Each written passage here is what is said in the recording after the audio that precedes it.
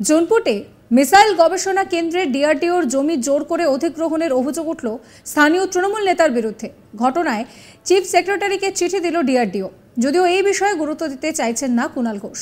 তবে কি কেন্দ্রীয় প্রতিরক্ষা দপ্তরের মিসাইল গবেষণা কেন্দ্র তৈরি করতে বাধা দিতে চাইছে রাজ্যের শাসক দল? উঠছে প্রশ্ন। পূর্ব মেদিনীপুর জেলার জোনপুটে ডিআরডিও কেন্দ্রীয় পরীক্ষামূলক মিসাইল গবেষণা কেন্দ্রের জমি জোর করে দখল করে রেখেছেন স্থানীয় তৃণমূল নেতা আবু সোহেল।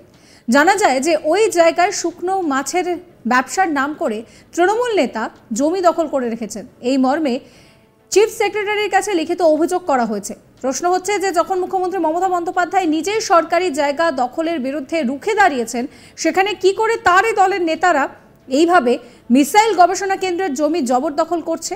এই বিষয়ে আবু সোহেল খানের বক্তব্য যে দীর্ঘদিন ধরে ওই জায়গায় সেখানে শুকনো মাছের ভেরি রয়েছে, মানুষ ব্যবসা করেন। এক্ষেত্রে ডিআরডিওকে জায়গা ছেড়ে দিলে প্রচুর মানুষ তাদের জীবিকা থেকে বঞ্চিত হবেন, ফলে আমরা এই জায়গা ছাড়বো না। তাছাড়া যে জায়গায় পরীক্ষামূলক মিসাইল ছোড়া হবে সেই জায়গা তো এলাকার মধ্যে, সেখানে বসবাস করছেন সাধারণ মানুষ, তাদের ঘরবাড়ি ক্ষতিগ্রস্ত হতে পারে। এলাকার জনপ্রতিনিধি হিসেবে সাধারণ মানুষের কথা ভেবেই আমরা ডিআরডিওর বিরুদ্ধে আন্দোলন গড়ে তুলেছি। ডিআরডিওর বিরুদ্ধে জমি অধিগ্রহণ নিয়ে সরব হতে দেখা গিয়েছে বিজেপি নেতৃত্বকেও। আপনাদেরকে শোনাবো আবু সোহেল খান কি বলছেন। সবথেকে বড় কথা হচ্ছে বিজেপি নেতা শঙ্কুদেব পণ্ডা, ওনার রাজনৈতিক অস্তিত্ব শেষ হয়ে গেছে। ওনার অস্তিত্বকে বাঁচানোর জন্য উনি বাস্তবের সাথে পরিচিত না হয়ে সেখানে ঠান্ডা ঘরে বসে প্রেসের সামনে যা কিছু এখন বলা যায় উনি বলছেন, কিন্তু উনি যদি বাস্তবে জুনপুট এসে দেখেন তাহলে বাস্তবের সাথে পরিচিত হতে পারেন।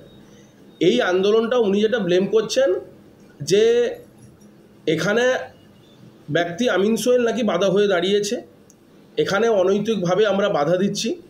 প্রথমে বলে রাখি, এই আন্দোলন শুধুমাত্র একা আমিন সোহেলের আন্দোলন নয়, এই আন্দোলন এলাকার মানুষের আন্দোলন, এই আন্দোলন মানুষের জীবন জীবিকা বাঁচানোর আন্দোলন।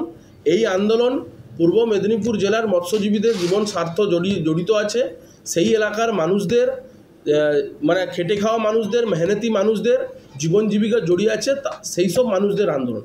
আমি এলাকার পঞ্চায়েত সমিতি জনপ্রতিনিধি, পঞ্চায়েত সমিতি বিরোধী দলনেতা এবং মৎস্যজীবী উন্নয়ন সমিতির আমি চেয়ারম্যান হিসেবে সেই এলাকা যেহেতু মৎস্যজীবী এলাকা, প্রায় বেশিরভাগ মানুষের 90% মানুষই মৎস্যজীবীদের সাথে মৎস্যজীবী কাজে যুক্ত, তাই ওই এলাকার মানুষদের কথা ভেবে মানুষের আন্দোলনে আমি সমর্থন জানিয়েছি। তাই আমি আপনাদেরকে বলি, শুধু আমি একাই এই আন্দোলনে যুক্ত নয়। আপনারা দেখতে পারেন এই ডিআরডিওকে যে চিঠিটা দিয়েছেন, দক্ষিণবঙ্গ মৎস্যজীবী একটা অরাজনৈতিক ফোরাম, সেখান থেকেও ওনারা ডিআরডিওকে ওনারা জানতে চেয়েছেন এবং ওনারা এটা চিঠি করেছেন যে, এবং শুধু তাই নয়, ওনারা এই ব্যাপারে আমাদের সাথে আন্দোলনের সাথে যুক্ত হয়েছেন। এই আন্দোলন জাতি ধর্ম বর্ণ নির্বিশেষে, এই আন্দোলন আপনার দলমত নির্বিশেষে এই আন্দোলন। আর যে টাকাটার কথা উনি বলেছেন, সেই টাকাটা বিডিও ডিআরডিওকে চেয়েছেন।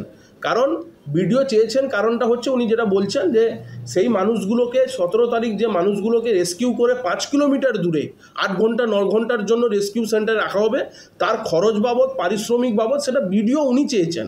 ওটা তার দপ্তরের ব্যাপার, আমরা এই বিষয়ে কিছু জানি না। এবং শঙ্কুদেব পণ্ডাকে আমি ওপেন চ্যালেঞ্জ করছি, আমি ব্যক্তিগতভাবে যদি কোনো ডিআরডিও কার সাথে এখনও পর্যন্ত আমার পরিচিত হয়নি, আমরা আন্দোলন করছি, আমরা মানুষদেরকে নিয়ে আন্দোলন করছি। আমি ভারতবর্ষের নাগরিক হিসেবে আমি যদি আমার রাইট আছে যে এলাকার যে প্রজেক্ট হচ্ছে বা যা কিছু হচ্ছে, আমরা এলাকার মানুষের রাইট আছে যে জানার অধিকার আছে। তাই আমি জানতে চেয়েছি, কাঁথি 1 নম্বর বিডিওর কাছে আমরা একটা স্মারকলিপি প্রদান করে বলেছি যে আমাদের যদি এলাকার মানুষের স্বার্থে যেখানে ডিআরডিও যে মিসাইল উৎক্ষেপণ কেন্দ্র করছেন জুনপুটে, সেই মিসাইল উৎক্ষেপণ কেন্দ্র এবং জনবসতির যে ডিস্টেন্সটা, সেই ডিস্টেন্সটা হচ্ছে 40 মিটারের দূরত্ব। আপনি বলুন তো, 40 মিটার দূরত্বে মানুষের বাড়ির সামনে এত বড় বড় মিসাইল ছোড়া হবে?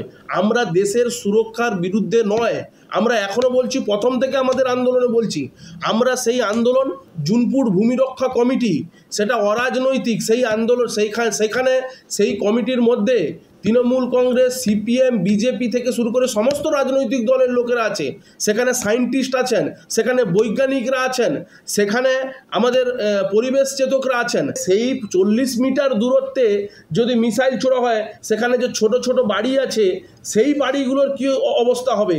আপনারা তো মিসাইল ছুঁড়ে চলে যাবেন। এলাকার জনপ্রতিনিধি হিসেবে মানুষের সুবিধা অসুবিধা কথার বাবার আমার দায়িত্ব, আমার কর্তব্য। আমি মানুষের কথা ভেবে, মানুষের মৎস্যজীবীদের কথা ভেবে, মৎস্যজীবী নেতৃত্ব হিসেবে মানুষের আন্দোলনকে আমি সমর্থন জানিয়েছি। ইতিমধ্যে বিজেপি নেতা শঙ্কুদেব পণ্ডা এই বিষয়ে একটি সাংবাদিক বৈঠক করেন। তবে বিজেপি নেতা শঙ্কুদেব পণ্ডার এই অভিযোগকে গুরুত্ব দিতে নারাজ কুণাল ঘোষ। কুণাল ঘোষ বলেন যে জমি নিয়ে ডিআরডিওর সমস্যা সেখানে বিজেপি নেতাদের হস্তক্ষেপ করার ঠিক কী মানে রয়েছে? কেন্দ্রীয় সরকারের প্রতিরক্ষা দপ্তর তাদের সমস্যা নিয়ে রাজ্যের কাছে আসবে, তাদের এখানে তো বিজেপির হস্তক্ষেপের দরকার নেই। শঙ্কুদেব পণ্ডাকে মিসাইলে বসিয়ে ওপর থেকে ছুড়ে দেওয়া দরকার। কেন্দ্রীয় প্রতিরক্ষা দপ্তর এবং রাজ্য শাসনকারী তৃণমূল কংগ্রেস নেতার এই জমি বিবাদকে কেন্দ্র করে কিন্তু চাপানুতর সৃষ্টি হয়েছে এবং সেখান থেকেই কিন্তু যেটা জানা যাচ্ছে যে তবে কি জুনপুটে কেন্দ্রীয় প্রতিরক্ষা দপ্তরের পরীক্ষামূলক গবেষণা কেন্দ্র, যেটা মিসাইল গবেষণা কেন্দ্র, সেখানে বাধা সৃষ্টি করার চেষ্টা হচ্ছে তৃণমূলের পক্ষ থেকে। এই প্রশ্নই আরও জোরালো হচ্ছে। শোনাবো আপনাদের কি বলছেন কুণাল ঘোষ। প্রতিরক্ষা দপ্তর, বিজ্ঞান, গবেষণা, ডিফেন্সের জমি, এখন যিনি বলছেন তিনি কবে ডিফেন্সের মুখপাত্র হলেন বলতে হবে। যদি কেন্দ্রীয় সরকারের কোনো সমস্যা থাকে, জমি সংক্রান্ত কোনো সমস্যা থাকে, তো সেগুলো তারা প্রপারলি ডিস্ট্রিক্ট অ্যাডমিনিস্ট্রেশনকে জানাবেন। কোথাও কোনো ভুল থাকলে দেখে নেবে, ভুল না থাকলে হবে না। কিন্তু তার বদলে যিনি বলছেন তার সঙ্গে তাকেই তো ওই যন্ত্রে বসিয়ে উৎক্ষেপণ করে দেওয়া হয়েছে। সে আবার কোনো জমি নিয়ে কি বলবে? এই মুহূর্তে দাঁড়িয়ে এই সরকারি জমি, যেটা ডিআরডিওর জমি, সেই জমি অধিগ্রহণ করছেন তৃণমূল নেতা, এই নিয়ে কিন্তু রীতিমতন শোরগোল পড়ে গিয়েছে। যদিও ওই তৃণমূল নেতার দাবি যে এখানে প্রচুর মানুষের জীবিকা জড়িয়ে রয়েছে, যেহেতু এখানে শুটকি মাছের ভেড়ি রয়েছে, প্রচুর মানুষের জীবিকা এর সঙ্গে জড়িয়ে রয়েছে এবং একই সঙ্গে তিনি বলছেন যে যেখানে এই পরীক্ষামূলক মিসাইল উৎক্ষেপণ করা হবে তার থেকে বসতির দূরত্ব খুব বেশি নয়। তিনি ঠিক কি বলছেন শোনাবো আপনাদের আরও একবার। সবথেকে বড় কথা হচ্ছে বিজেপি নেতা শঙ্কুদেব পণ্ডা, ওনার রাজনৈতিক অস্তিত্ব শেষ হয়ে গেছে।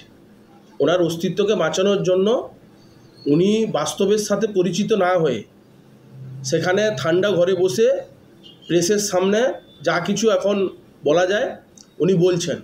কিন্তু উনি যদি বাস্তবে জুনপুট এসে দেখেন তাহলে বাস্তবের সাথে পরিচিত হতে পারেন।